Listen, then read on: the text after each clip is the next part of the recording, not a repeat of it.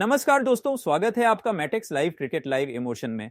5 test मैचों की इस सीरीज का आखिरी और निर्णायक मुकाबला अब अपने सबसे बड़े मोड़ पर आ चुका है। चौथा दिन यानी असली जंग का दिन, और भाई साहब इस दिन मैदान पर जो हुआ उसने करोड़ों फैंस की धड़कनें बढ़ा दी। इंडिया के गेंदबाजों ने शुरुआत में धमाका किया, फिर इंग्लैंड के बल्लेबाजों ने ऐसा जवाब दिया कि खेल का पूरा रुख ही पलट गया। चलिए एक एक करके आपको बताते हैं चौथे दिन की पूरी कहानी।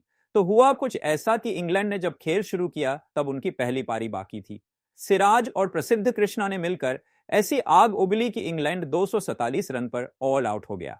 भारत को पहली पारी में 23 रन से पीछे रहकर बैटिंग करनी पड़ी थी, लेकिन इस बार दूसरी पारी में यशस्वी जायसवाल और आकाशदीप ने ताबड़तोड़ साझेदारी करके इंग्लैंड को बैकफुट पर धकेल दिया। जायसवाल ने शानदार 118 रन ठोके।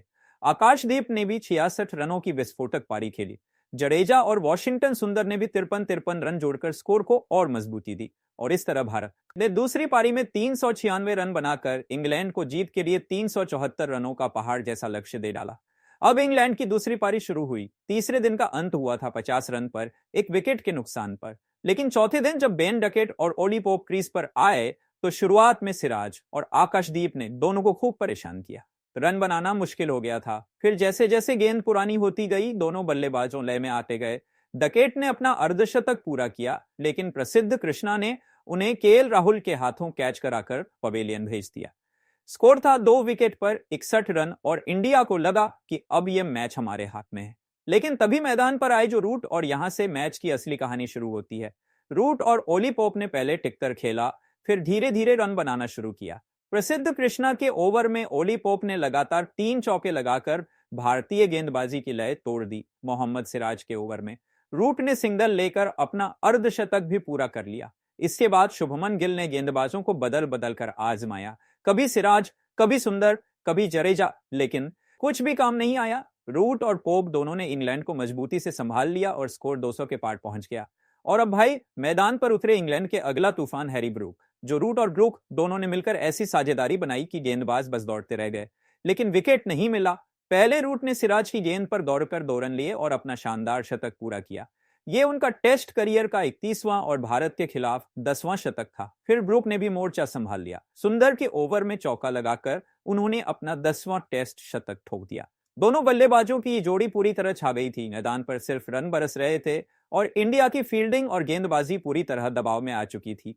लंच के बाद तो जैसे टीम इंडिया की गेंदबाजी में धार ही नहीं बची थी। गेंदबाज थक चुके थे, लाइन लेंथ सब भटकी हुई दिख रही थी।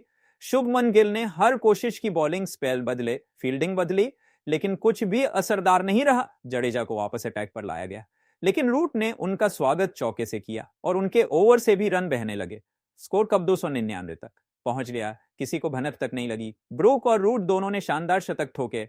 पहले हैरी ब्रूक ने 98 गेंदों में 111 रन की तूफानी पारी खेलकर टीम इंडिया की कमर तोड़ दी, और जब ऐसा लगा कि इंग्लैंड बिना किसी रुकावट के मैच निकाल ले जाएगा, तभी 301 के स्कोर पर ब्रूक आकाशदीप की गेंद पर सिराज को कैच थमा बैठे। लेकिन राहत ज्यादा देर नहीं टिकी।